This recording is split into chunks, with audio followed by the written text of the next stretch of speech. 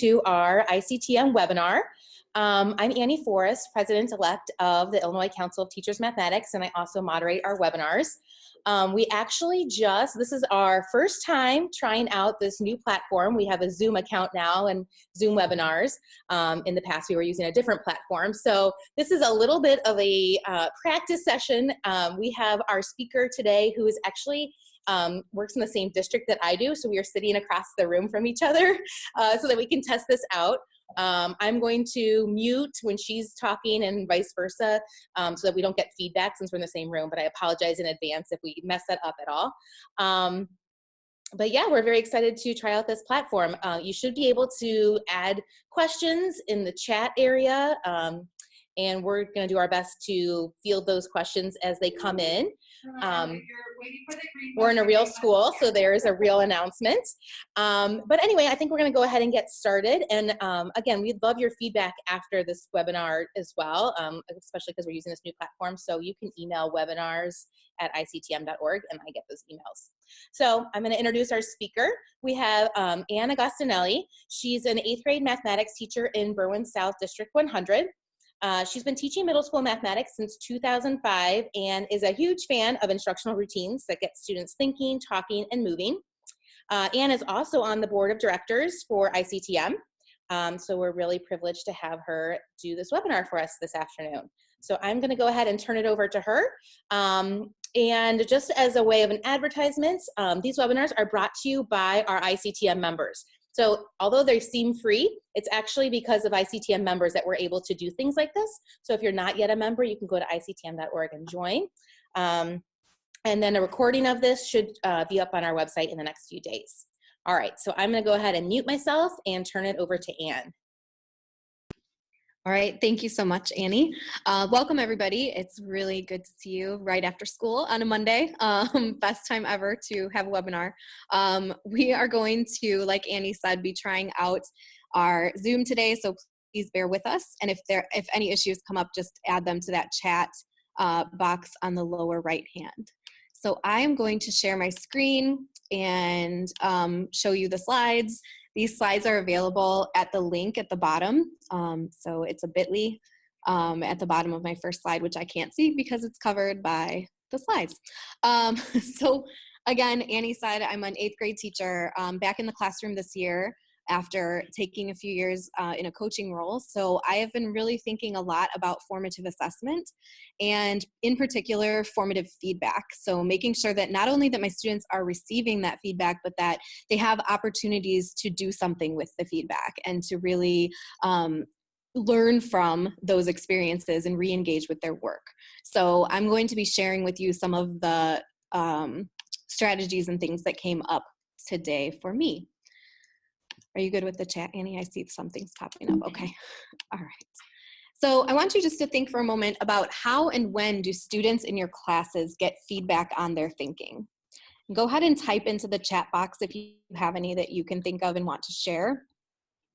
How and when do students in your classes get feedback on their thinking?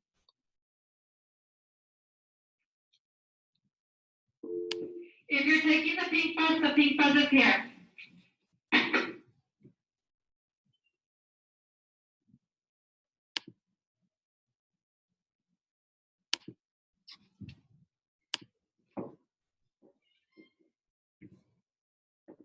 Do we have any in there? Okay.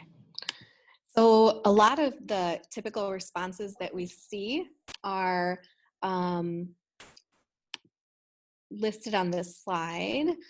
So we have through formal assessments, so things like end of unit exams or individual practice like homework or in-class practice, verbal feedback, exit and entrance tickets.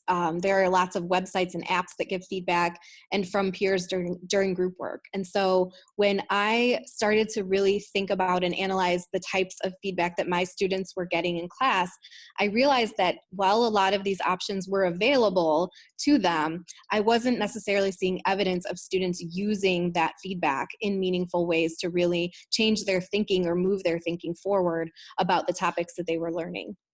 So I started to think about the formative assessment cycle And so the teacher side on the right, where I was adjusting my instructional strategy based on this evidence, I was making sure that I was collecting evidence of student understandings and analyzing them, even doing it in groups of other teachers, but I was still feeling a little bit stuck about, okay, so what do we do with this? How do I motivate them to really use that, but still keep moving through my lessons and really keep with the pace that I was trying to have with moving through the curriculum. So the right side, these orange areas, were the things that I decided I was not doing a good job of nurturing in my classes and really making them independent of them. So when were they getting the opportunity to analyze evidence of thinking and understanding? When were they reflecting on the learning process in meaningful ways? And how was their self-monitoring actually helping them to move forward in their learning? So this slide looks at the difference between reteaching and reengagement. And I know that when I started teaching, we heard that reteach thing a lot, and a lot of our instructional materials had reteach pages in them. So, okay, if a student didn't understand it, here's a worksheet to give them and help them through, and now they're gonna get it magically, right? And it wasn't working. So when we think about reteaching, we're just doing the same thing again. So we are just giving them more practice of the thing they can't do, or we're giving them the same or similar problems to do over and over and over again. And so the focus there is mostly on the underachievers, which means that they are getting a lot of attention through this intervention, but their thinking isn't necessarily moving at all because of it. But what's happening to the rest of the kids in the class who were had really insightful strategies or whatever? I was just looking at their papers and being like, oh, thank goodness, that student really understood it. They did a nice job, and moving on. But they weren't getting that chance to re-engage with the work. And the cognitive level, the cognitive demand level is really low when you're doing reteaching, whereas re-engagement gets everybody involved. You're looking back at the task from different perspectives, and everybody is engaged in the discussion. So the cognitive demand level was much higher when I switched to that. So some of the key tools and strategies that have really helped me in my classes are, I split them up into two categories. So in the moment strategies are Hinge Questions, a vocabulary game called Make Them Say It, 60-second summary, and then an app called Class Kick. And then some that where I need a little bit of time. So I need like that overnight, or I need the break in between classes to process a little bit more deeply than I can do with, 25 kids in front of me. Those are the time-lapse ones. So I might re-engage them with that the next day. So those strategies are my favorite: no, icon feedback, partner quizzes, and re-engagement prompts. So we're going to talk through each of these, and once I talk through one, I'm going to pause so that we can ask questions, and Annie is going to be monitoring questions in the chat box. So if you have questions as we're going through, just put them in the chat, and we'll pause after each one to address them. So Dylan William is a researcher who's done a ton of research on formative assessment. And when I read his two books on embedded formative assessment, they really pushed my thinking in these areas. And one of the things that he talks a lot about are Hinge questions. And a quote from his book, Embedded Formative Assessment, says, "There are only two valid reasons for asking questions in class, either to provide information to the teacher about what to do next, or to cause students to think." And this was contrary to a lot of the questions that I was asking. I was asking questions to check for understanding, but not to really provide me information about what to do next, but just to see, okay, can they do this problem? Did they get that answer? And so I wanted to push myself to ask better questions. And then the causing students to think, I wanted to give them opportunities to really have to analyze different thinking, not just continuously produce their own, but to look at others and analyze that. So Hinge Questions are a quick diagnostic tool to kind of take the temperature of your classroom. So the hinge part comes from the timing of when you use these. And it's at a time when you want to see, okay, where are we with understanding this topic before we move on to the next topic? So they're very quick, and they are carefully designed multiple choice questions, and they just let us know if students are ready to move on, if they're ready for the next piece of that unit or lesson or whatever. There are a lot of different ways that Hinge Questions can fit into your classrooms.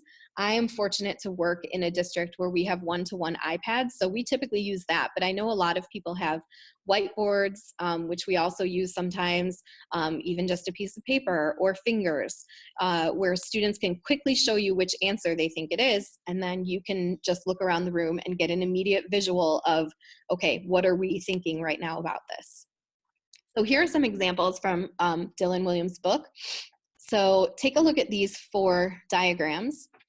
In which of the following diagrams is 1/4 of the area shaded? So take a moment to look and think about what students might say and what that might show about their understanding or misunderstandings. And in a classroom, I might say, okay, if you think it's A, hold up 1 finger. If you think it's B, hold up 2 fingers. If you think it's C, hold up 3 fingers. And if you think it's D, hold up 4 fingers. So I can get a look around the room, and I might be waiting to have a kid say, well, what if there's 2 answers that I think are right? And so thinking ahead about, okay, well then put up, you have 2 hands, put up 2 fingers over here and 1 finger over here, or whatever it is. But the types of information, this seems like a simple task. The types of information that I'm getting from this are, do students understand that 1/4 means that you have 1 out of 4 equal-sized pieces that are shaded? Do they interpret the question as the area, 1/4 of the area being shaded, and do they answer D? And what does that tell me about their thinking? So do I have a kid that says just A? Do I have a kid that says A and D? Do I have a kid that says A, B, and D? Do I have someone who chooses C right away because they count 4 pieces and see that? So I can quickly look around the classroom and see what are we thinking about this right now? What are some of the things that students are understanding about fractions, and what are they needing more practice with? Same thing here. Another example, you can have A, B, C, D, hold up your fingers to show me which one you think is correct. And if I'm thinking about these rules to describe the sequence, the purposefully designed part of this comes from, what do they consider the 3 to be? Is that term 1 or is it term 0 in the sequence? And so what have they been getting out of what we've been doing in class, and what do I need to focus on? This one is one that I love, and it was one that when I first saw this, I was like, what is the point of this? This seems silly. But if you look at this carefully, the relationship between the legs and the hypotenuse is what I'm getting at here. So when I'm teaching Pythagorean theorem, for any of you who have taught Pythagorean theorem, you know that it's hard for kids to keep track of which one is the hypotenuse and what does it look like in the diagram. And so can they really see here that not just triangle B, which is the one that we see all the time in textbooks, where A is the short leg, the triangle is positioned this way, B is the longer leg, and C is the hypotenuse. But do they see that D is also has that relationship in it? Do they understand that C is the hypotenuse regardless of where A and B are? So it's a quick thing. It seems like a little nuanced point, but it's a big idea for kids to be able to see that relationship in Pythagorean theorem. So Hinge Questions, that was the end of that part. So I'm going to pause for a minute and see if we have questions about Hinge Questions before we move on to our next strategy. So Annie, are there? Nothing's coming yet. Okay, so I'll pause for a minute. If you have any questions, please type them in the chat box.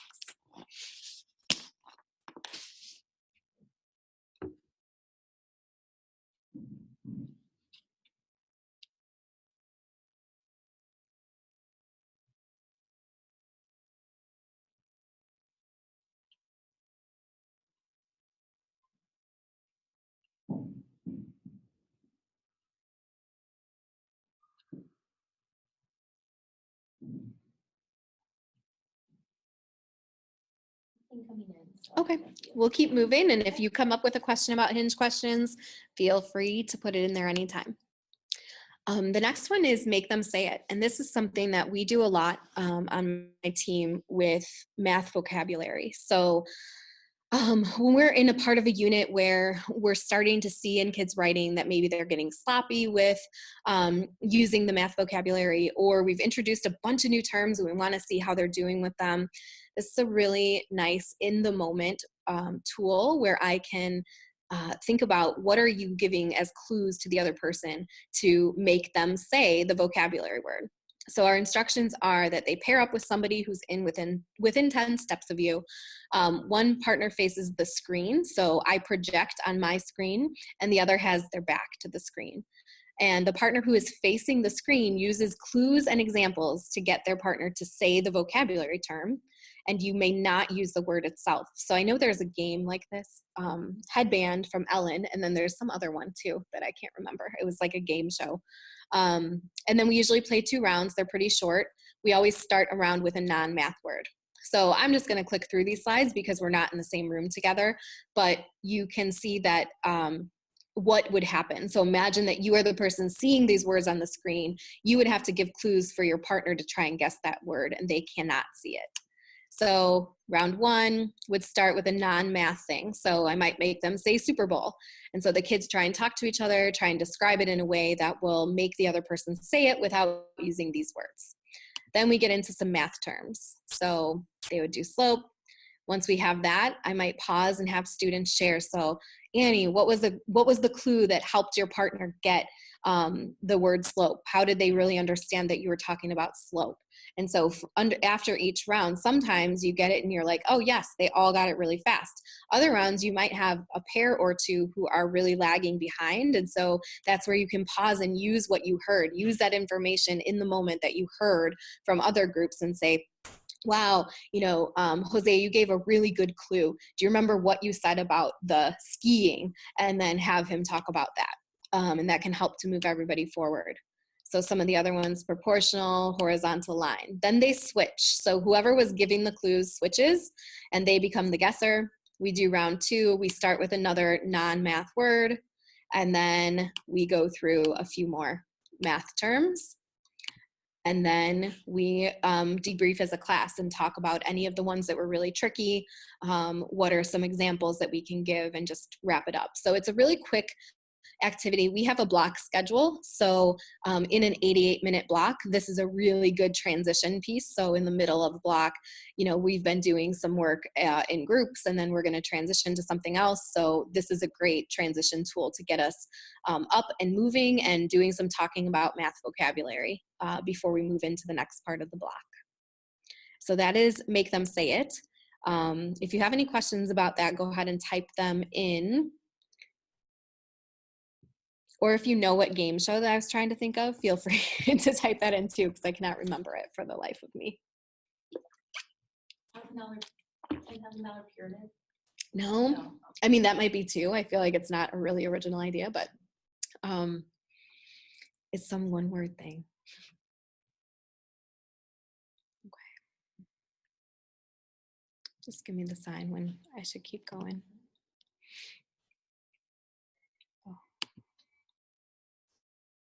Interesting. A question came in Yeah, Q&A. I see that. Okay.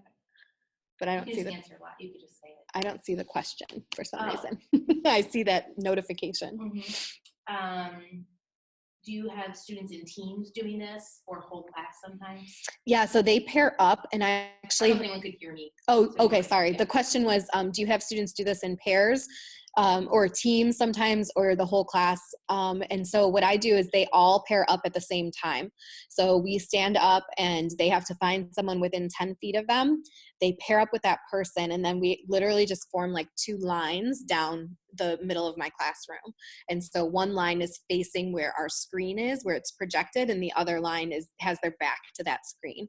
And so there's 2 lines of kids facing each other, and they are doing it simultaneously. I am walking so that I can hear what different pairs are saying. So I'm just listening to all of them do it at once. And then we come together at the end to just kind of debrief, and anything that I feel like needs to be said, whole group can be said then. Great question. And the question was just, does everybody have the same words Does each team have the same words? Yep. So the same words, the question was, does each team have the same words? So the same words are projected on my screen. And so the kids who are facing the screen all see the same word at the same time. And then the kids who have their back to it are guessing that same word at the same time. And so spreading them out across the room helps with them hearing each other, but I don't really mind if they hear each other. It just helps them all practice more. So either way.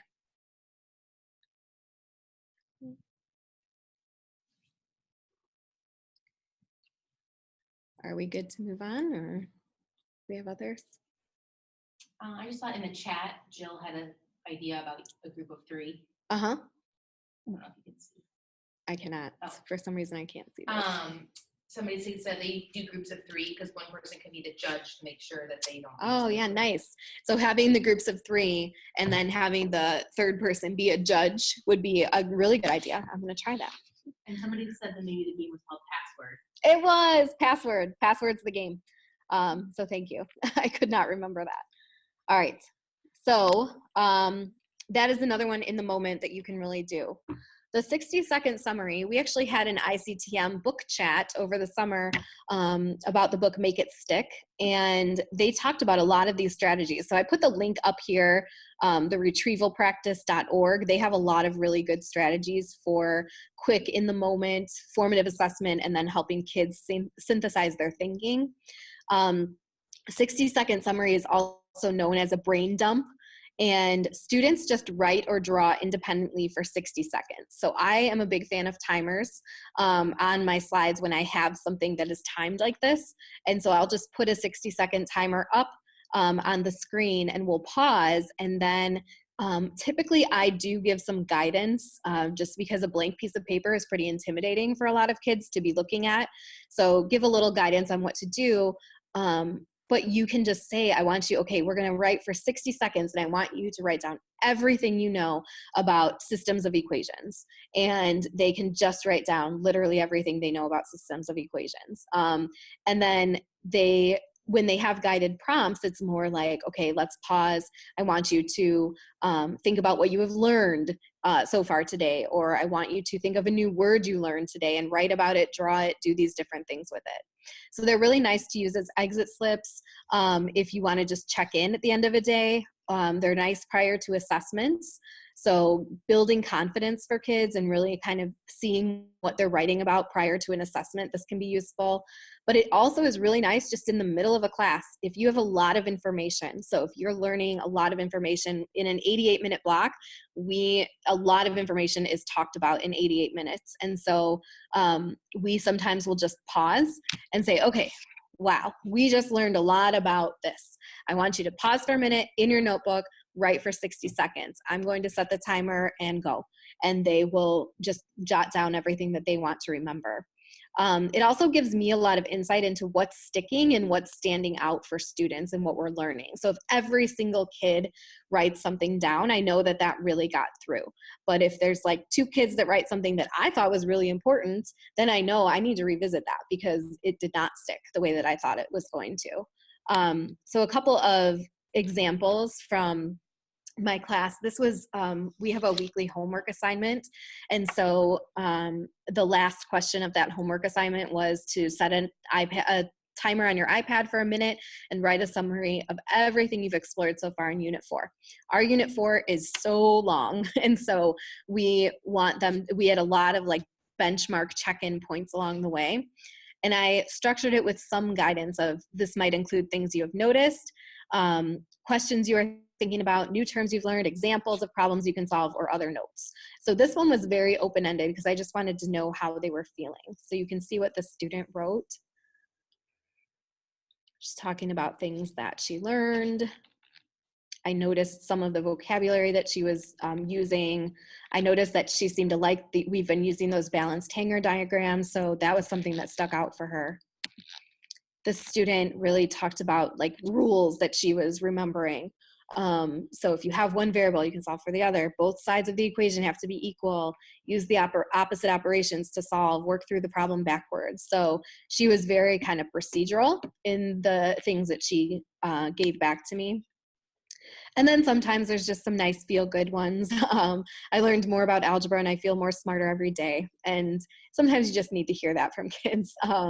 But this is a student that, you know, we've been working a lot on her mindset about how she is as a learner of mathematics. And so it was really nice to see that. So it's a way to check in with kids socially in addition to the academic stuff that I'm looking for. I also can kind of check in on how they're feeling, because if a kid writes IDK or just question mark or something like that, I know I need to check in with them. So it gives you the math insights, but it also gives you some insights into how they're feeling about the topic. So any questions about 60-second summary, and type them in.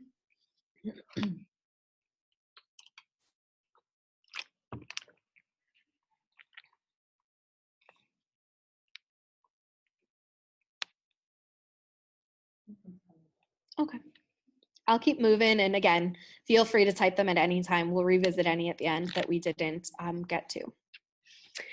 The next one, some of you may be familiar with this. Oh goodness, okay, here we go. Now I can see the chat box. All right. So this was a video on the teaching channel a few years back, and it really stood out to me. It was a warm-up routine that this teacher does in her classroom, and it's called My Favorite No.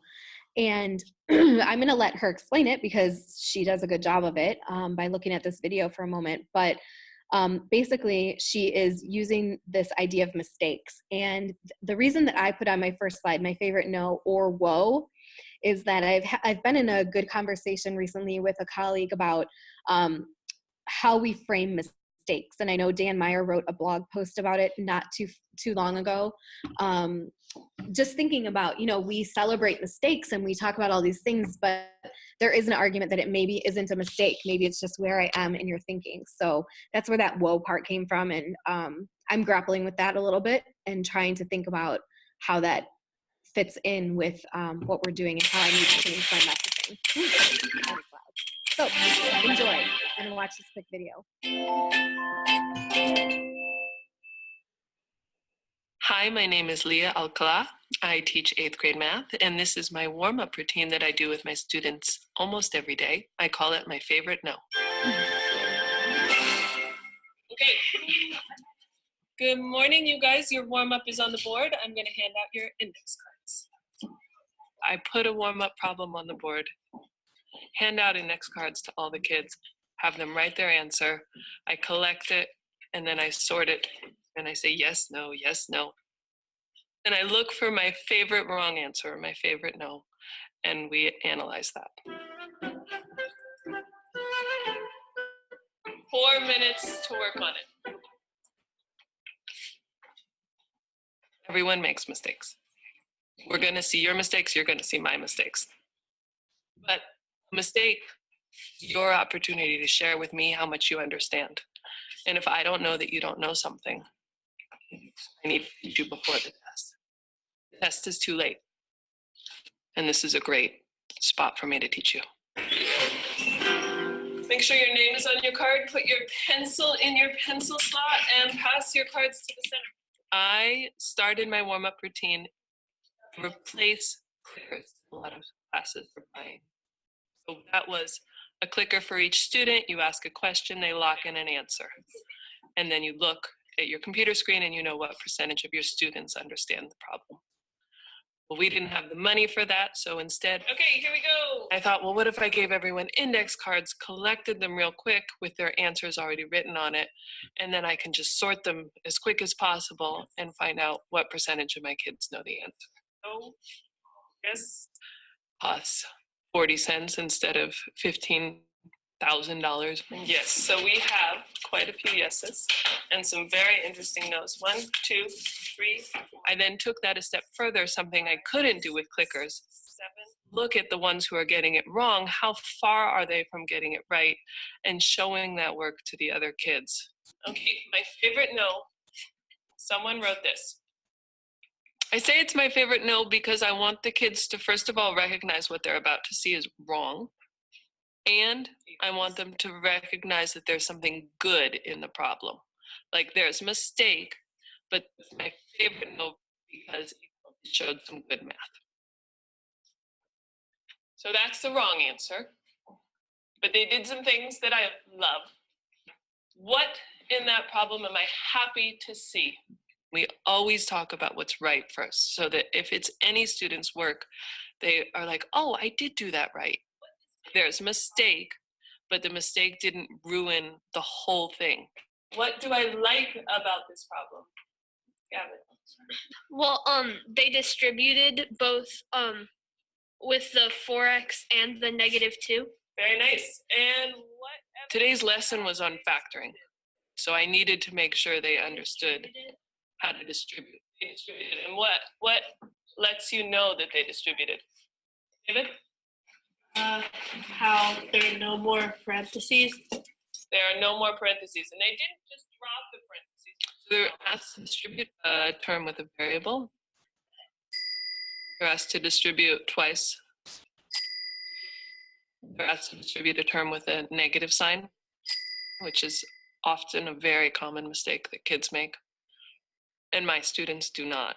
Like, I have 3 years of CST data now to show that one mistake my students do not make is distributing a negative, which is amazing because they used to all the time. Distributing -2 to -6 is +12. And that was one mistake I was absolutely looking for and I did not see, which made me very happy. Not until the very end, as we've gone over different sections of the problem that are right, that I will then ask, okay, now what is incorrect? What does this person not understand? Where's the mistake? If I get a third of my class raising their hand, ready to tell me the mistake, it's pretty high engagement at that point. Yeah? 4x times 2x equals 8x squared. Very nice. This 4x times 2x multiplies to 8x squared. Can someone convince me of that? How do we know that 4x times 2x is 8x squared? My low-level students are very engaged. They feel like they're not getting penalized for being wrong. They're not being made fun of. I'm not looking at them. There's no peer pressure at this point. They're like, wow, that's my mistake. Now I understand. It's very comforting. I mean, I feel very with my kids at all times. I'm gonna pause there because you get the gist. But one of the reasons that I really fell in love with this strategy is because of the fact that the kids can be anonymous and you can share their thinking without putting them on the spot, because a lot of times that is a hard thing in the classroom. Is, you know, it happens in real time, and so you want to share it in real time, but that requires a lot of culture and a lot of confidence from the student who's making the mistake to share that publicly. And so this is a way that she rewrites it. She shows them, you know, her writing and talks about first what she loves and then goes through the mistake and really analyzes the thinking. So this is especially helpful when you are dealing with students who maybe don't have the confidence yet to say, oh yeah, I made a mistake, I'm going to own it, let's talk about it. This could be towards the beginning of the year as you're building confidence and just normalizing mistakes in your classroom. So it's been really helpful. I often don't do it in the moment. I often do it the next day. So if I do an exit slip, then I might analyze those and then go through it the next day and say, I saw this thinking yesterday and there was so much good stuff going on with it. So I wanted to talk about it with you guys. All right, so are they correct? Or did they make a mistake? Okay, they made a mistake. Let's talk about that mistake. So it depends on, you know, your context, but for me, it often works better to do this the next day instead of right in the moment like she did. Any questions about my favorite no popping up? Okay. My question Yeah. is just going to be about, because the other ones did seem like you could pre-plan them and that one didn't. Yep. Like, what are benefits to doing it in the moment? And what are benefits? Why would you choose to do it the next day? Yeah, so Annie's asking about why to do it in the moment or the next day. And so in the moment can be if it's during a lesson and I see a student's thinking, then I might just grab that and jot it down so that I can put it up. on the whiteboard and just talk about it. So in the moment, if it's really going to move the class's thinking, is something I'm seeing a lot of throughout the class, or it's a mistake that keeps holding us back, then that would be something that in the moment I think it's a great advantage to do. I just don't do it as formally with like the index cards and things like that. I kind of just grab it from an organic piece of work they're already doing. We also are going to look at Class Kick later, and so there's some technology that helps me do that more efficiently. And you can also do it anonymously. And then as far as doing it the next day, it gives me some time to really analyze the work. And so, I might later, if I did it the way that she just showed, I might later be like, oh, I should have done this one. And of course you still can the next day, but I think it might lose its magic a little bit if you do 2 of them right in a row. So I think that is a decision that you make in the moment, and that's a lot of what is challenging about formative assessment, but it's also what's powerful about formative assessment is that you're making those purposeful decisions to address what's happening right now in your classroom. So if it makes sense to do it in the moment, do it. And if it makes sense to wait because you need a minute, give yourself that minute and take it and do it when you are ready to really think through what you want to get across. All right, so icon feedback is another piece, and this is definitely a delay one. I mean, maybe you're a superhero, I don't know. I have never been able to do this in real time. But it's a way that you give quick, meaningful feedback that's going to spark conversation and push thinking. And so this would be something where we do a Mars task or we do some formative assessment during class that I actually have work from that I'm looking through later. And so I first always try to flip through the work and really get the story of students' current understanding. So what story is their work telling me? And then I determine some key areas of focus. So I might, as I'm going through the papers, or if you're doing it electronically, sort into literal groups. Like, okay, every kid in this group is having trouble distributing properly. Every kid in this group rocked this entire thing, so I need to find a way to push their thinking. Every kid in this group is struggling with multiplication. Every kid in this group is whatever. So you find those commonalities, and then each paper gets an icon. So they actually have now, Crayola has put out emoji markers, which have changed my life for this, because I can use those. But I used to just draw a symbol. So I would draw a heart or a circle or a smiley face or a star, something quick. And I also color coded them. And then the groups would form and tackle a question to extend their thinking around that. So this is an example from really early in the school year that I used because I thought to get pictures of it.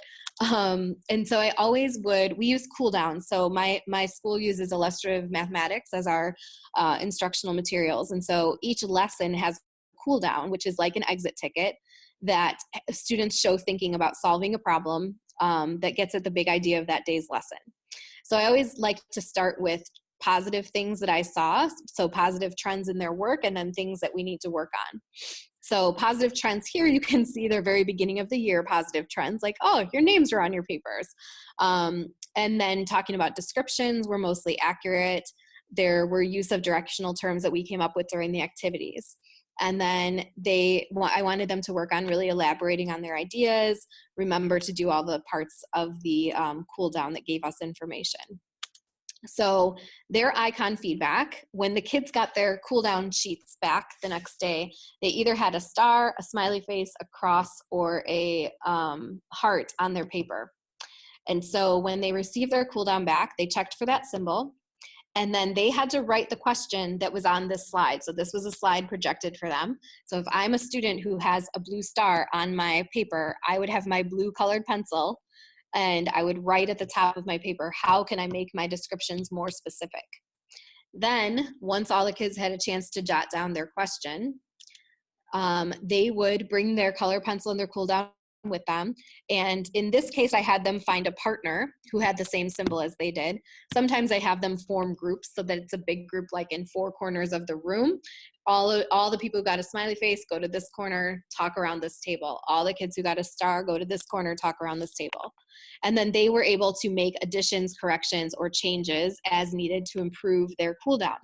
And I always asked that they use their colored pencil so that I could easily see what changes they made. So when I'm looking through these again, I'm not trying to redo the whole thing. I can see clearly the blue pencil has all of their new thinking. And then they went back to their assigned seat, and I would recollect them and look at them. And we would talk about, positive trends and address any issues that we needed to. So it's a pretty quick way for kids to get that feedback and to actually make those improvements on their paper. So it's one that is a quick thing to do. It took away, if I'm trying to look at 80 kids' cool downs every day or every lesson and give meaningful feedback to it, it just wasn't possible. So I tried to build this in about once a week to be my form of feedback for the students. So they approximately once a week would get an icon on their paper, and now they're really good at it. Now we often do big groups so that they can talk with whomever they need to make those corrections, but they are able to really revisit their work, and they have a focused question that's going to get them to improve what they had handed in the day before. Here's one of my famous timers. So I do try to limit the time so that they're not spending a whole class period on this. We usually leave the last about, maybe up to 10 minutes of class for them to do the cool down in the first place.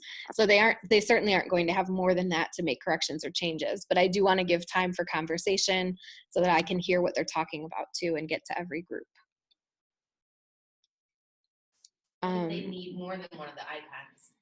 Yeah, so if they need more than an icon, Annie's question was, what if they need more than one of the icons? You can always pull a group to the side and do that. I typically find that I just have a group that I gravitate towards within the icons. But if they need more than what any of the icons are asking them to do, then that's like you could pull them to a separate table and work with them during that 8 minutes. Or like I do, you can just kind of hover over that group for more time than you spend with other groups, just to make sure that they're on the right track, or they're the first group that I go to so that they are able to really get started successfully when they're trying to revisit their task. Do you ever do like extension icons? Like what if they have it all perfect and you didn't have any feedback? Yeah, so the extension icons, like at the beginning of the year, this one was the extension one for this was, how can I use new math words to describe my moves? We were in a geometry unit, and one of the things there is they were starting to formulate the formal geometric terminology, and so it was pushing them to really use that. So instead of saying turn, do they know that they should use rotate for that? So at that point, it was just like very basic, let's just extend your vocabulary part.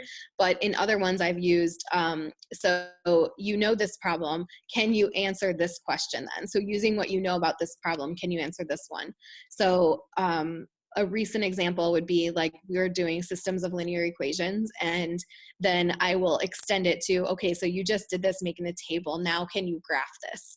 Or you just did this using the graph, now write the equations and prove that it still works. So there's like an extension piece that they have to do that pushes them beyond what they did in that problem. So it's a nice tool for differentiation in addition to just the feedback piece. So another favorite of mine is partner quizzes, and I learned this from my curriculum that I used for many years was Connected Mathematics, and they have these partner quizzes built into their curriculum. And so I learned a lot just by trial and error over the years, but also I've had some help from the curriculum and also an article that I'll share with you in a minute. But for partner quizzes, they choose a partner and they each solve the exercises themselves, asking, does my answer make sense as they go through it? And then they get together. So this is day one. They get together, they compare with their partner and discuss how their work is the same and how it is different. And if they disagree about something, they can go to their notes and see if they have anything that will help them think about it. And if they still disagree, then they should each write a different answer to the question. So during this time, they are not able to call me over and ask unlimited questions of me. So there's different ways to manage it. I usually had them have a Post-it because I use the Post-its to give feedback later. And if they called me over to ask me a question, I took their Post-it away. And so they only had one question to ask me during that first day. So they had to be really choosy about what they wanted to ask. And a lot of times they'd get into little arguments about, no, don't ask her that because we might have something harder later. But they were able to, negotiate some of that as they worked. So day one, they try this and they both are submitting their own paper. That's been a key for me. And then when I collect them, I usually have the kids staple that first day, just management-wise, so that theirs are stapled together. And I choose one of the two to give feedback on. And so if Annie and I are partners, we hand in our quizzes stapled together, and then our teacher that night looks through and chooses one of ours to provide feedback on. So of course you can totally stack the deck with where you're giving the feedback, but the kids think it's really random. And so the feedback is simply blue dots. So if I put a blue dot next to number 3, that means that you would not earn full credit on number 3 if I was scoring it right now. So if you are going for in a standards-based grading, that would be, you would not get a meets on that.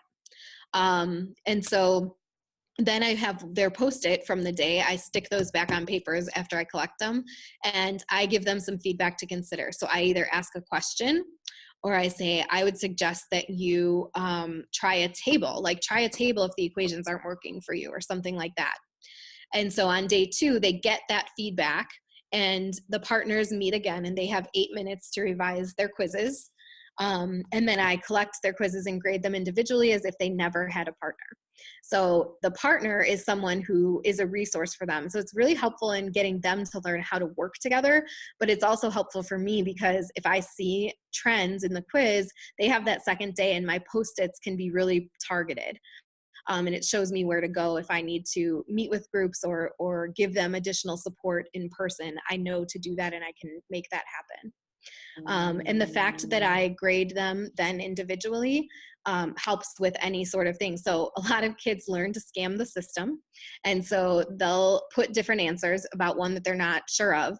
And then they just say, okay, so I'm going to look at Annie's paper. And if hers has a blue dot, I know she's wrong. So I'm going to keep mine the same. But if hers does not have a blue dot, I know she's right and I'm probably wrong because we had different answers for the same question. So it makes them really value their partner, and they learn some tools for working together productively from doing that too. This is a must-read article, and it's actually linked on the slide. So when you go to this link at the bottom, you can access these slides, and there's a link to it here. And it's called If I Only Had One Question. And so Christopher Danielson and Michelle Luke were teachers together in Minnesota using the same curriculum that I had. And Christopher Danielson is from like the Which One Doesn't Belong, the Talk Math with Your Kids, all this stuff going on Twitter.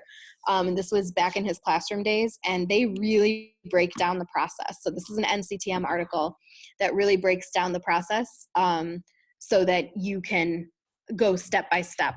And I really modeled most of what I did after what they laid out in this article. So I would definitely recommend it if you are interested in partner quizzes being more than just 2 kids sitting together, but actually helping to develop those conversations, and then them valuing the feedback that you're giving because they have an opportunity to revise it before it is high stakes. Another thing is re-engagement prompts. So when we use re-engagement prompts, and I'm moving a little faster just in honor of time, but keep typing those questions. We use student work or thinking to re-engage the class with a task. So we talked at the beginning about the difference between reteaching and re-engagement.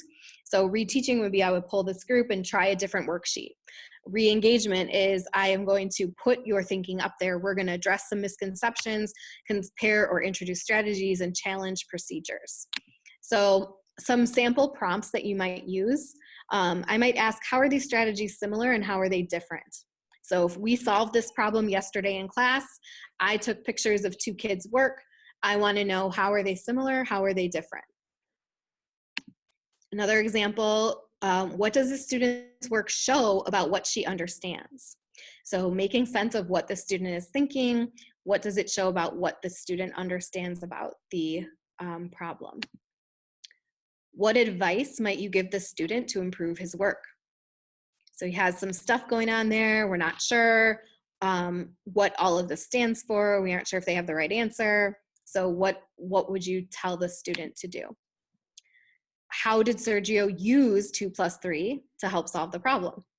So he has this calculation here. We don't really know what that did because 5, I don't see 5 anywhere, but he did. So where did he see it? How did he use that to solve the problem? So it's using students' work, putting it up there anonymously, giving them a fake name like Sergio, and then being able to talk about what did they do. So this Sergio would not be the kid in my class. It would be somebody else who I just renamed that day. So again, this is something that you would start with in a class, and then the kids might get their task back and say, hey, do you want to make any improvements? Do you want to change anything?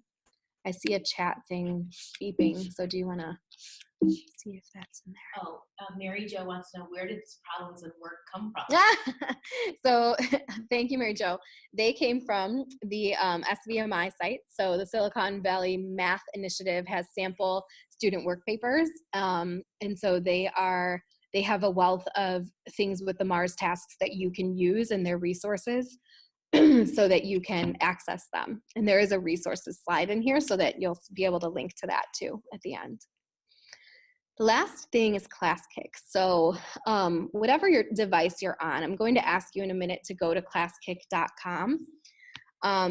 And the way ClassKick works, and I mentioned before, we are a one-to-one iPad school. And so this has been a really instrumental tool in helping me to be more efficient in giving kids feedback and just in having more evidence of their thinking. Because before, we often did a lot of our work in a notebook, and that was great for the kids to keep it organized. But in ClassKick, I am able to see it in real time. So I'll show you in a minute how that works. But what happens is I create a paperless assignment and I share the class code with my students, which I'm going to do for you. And then I observe their learning. So when they are learning, I can see all of their work at once and I can quickly flip through to see what they're doing. And then I can help my students. So I can write feedback or customize stickers with points. I can give feedback in a variety of ways. So we're going to try it in a minute, but I'll give you the class code in just a moment that you're going to enter. But I wanted to show a couple of my students' recent work. So this was a bell ringer that we had. And the student was trying to find the difference of 2 numbers is 3, their sum is 13, what are the numbers? So he put some really nice thinking in here. And this is a student who is an English learner and really is not very confident in class, but sometimes has this brilliant writing on his ClassKicks. And so this opened up a conversation for us. It really let me walk over and say, I love this. And I see that you highlighted that. What does that mean? And, you know, really had a conversation. And then when we were done, I was able to give him a sticker that said great thinking. And then if I was counting it for a grade, you can actually grade things up here. It records the points and you can go from there. So I want to try it with you. So please go to classkick.com and it'll ask you for a class code. Our class code is on this slide. It's FC4CX4. And then I want you to just play around on the slides that interest you. So this is a problem of the month, which is also from the Silicon Valley Math Initiative, Mary Jo. It has different leveled problems. So you can just, whatever level speaks to you, go for it. And while you are working, I'm going to exit out of these slides and I'm going to be looking to see what you are doing and giving you some feedback. So look for my feedback and we will regroup in a few minutes to talk about it. I'm going to stop sharing my screen for a moment so that I can do that.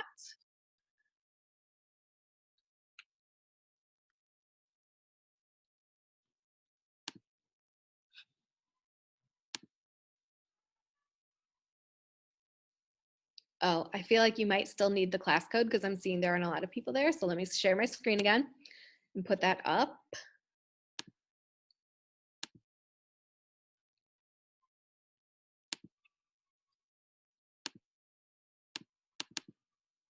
So it's C4, CX4.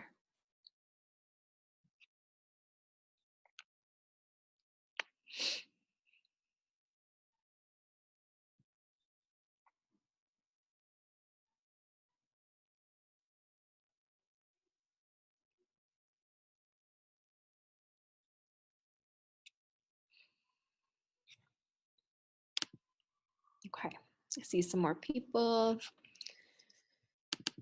I am going to keep sharing my screen right now, so if you want to go back and forth, you can see it.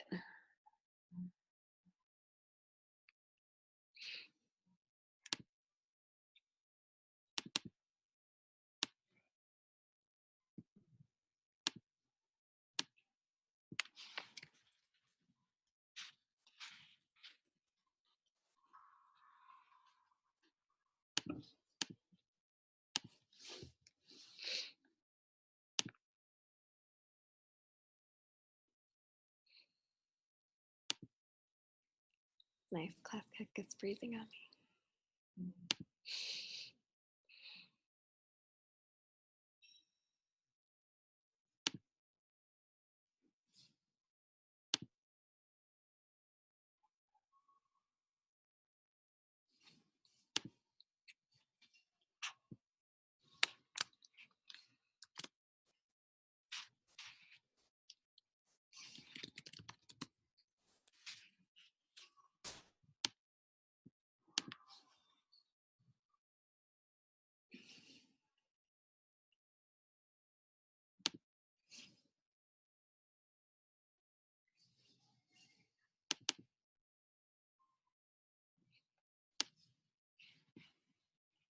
Okay.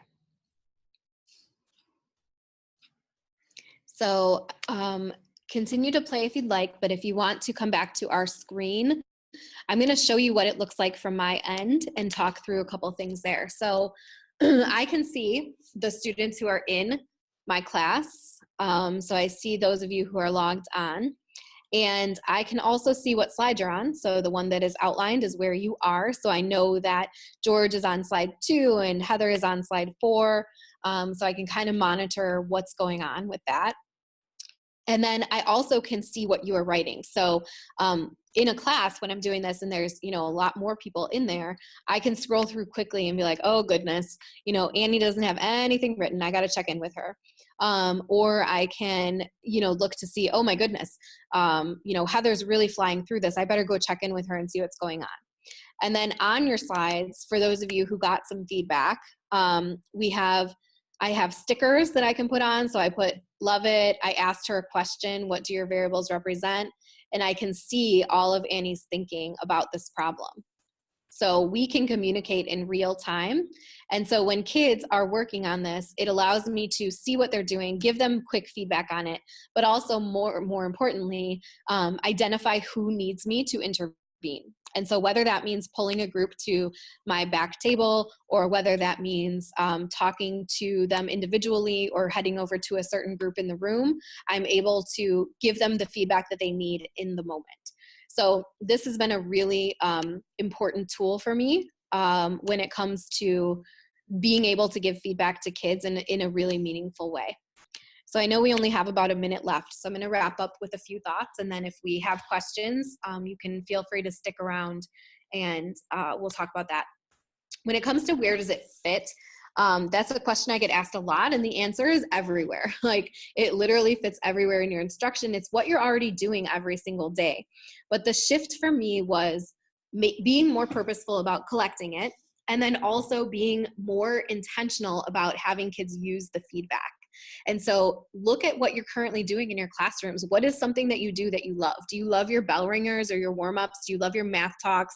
Do you love your homework? What do you love? And how can you make that something that gives information to you and the kids? And how can you then follow up and re-engage and give them an opportunity to act on that feedback? So I would love to chat with anybody who's interested about, thinking through one of the routines that you have in your classes, and how does this fit? How can I make this more engaging? Or how can I give kids feedback that they're really going to use? And then as far as record keeping, I have been extremely lucky with ClassKick this year that honestly a lot of my record keeping is in there because I can go back to kids' work at any time and see what they did. But another thing that I tend to do, especially before assessments and things, is just have a class list that has blank spaces next to it. So instead of the little boxes next to their names, they have just a blank row. And I just jot some notes in and keep that as I'm going through before an assessment, like, ooh, got to make sure I pull that kid and talk about this, or have to make sure I give the student extra practice with something else. So it doesn't have to be fancy. It can be super simple. And I always just remind myself, this is formative assessment. So I'm not trying to grade it. I'm not trying to keep track of scores. I'm just simply giving them feedback that's going to push their thinking. And I'd like to end with this quote from Dylan William. From his book, Embedded Formative Assessment. And he says that, however, the thing that really matters in feedback is the relationship between the student and the teacher. Ultimately, when you know your students and your students trust you, you can ignore all the rules of feedback. Without that relationship, all the research in the world won't matter. So I firmly believe that relationships are the foundation of everything that we do. And so these strategies are ones that work for me, but there are probably other strategies that as I grow with my students, I'll add to the repertoire, and being responsive to what's going on in the classroom, making those decisions based on what we're comfortable with. Sharing mistakes, are we there yet? Are we not? How can I adapt what I'm doing so that it fits the relationships that we have in this moment? If we have additional questions, feel free to type them in and we will continue, but I do want to wrap up and invite you to keep in touch. So here's my contact info. And we were going to try, oh, I'm not, oh, that's bad. I'm sorry, I thought I was sharing my screen. But my contact info I will share really quickly. And then if you have questions, type them in and Annie will let me know if there's anything to answer before we disconnect.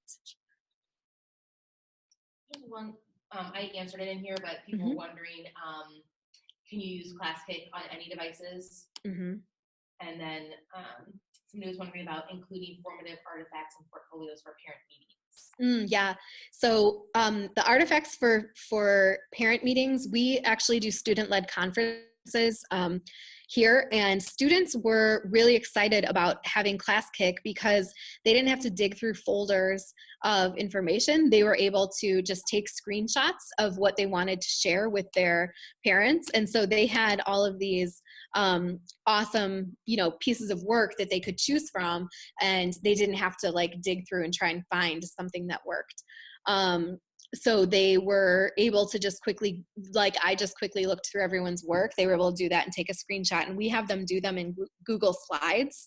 So when the parents come for conferences, the kid can flip through their slides and talk through, and the artifacts are right there. I do know of an app called Seesaw. I have not personally used it, but there is an app called Seesaw that I know people in elementary classrooms who have used that and really like it because it's a way that you can communicate with parents. So I would recommend checking that out too. Any other questions live or wrap up? Yeah, I think that's good. All right, so my contact info is there. If you have any additional questions, please do not hesitate to reach out, and I will let Annie wrap us up. I muted, yeah. Oh wait, not on Zoom.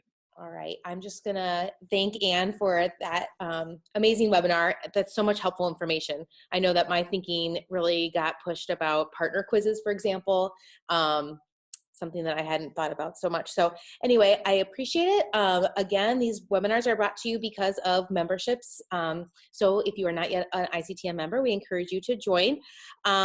In one day from now, you'll be getting an email. So if you attended live and you are an Illinois teacher and would like PD credit, there's a Google form that you can fill out. So in a day, an email will come to you, you fill that out, and then email PD credit gets sent to you. And this recording will be up on our website at some point in a few days. So anyway, thank you for joining us, and we will see you next time.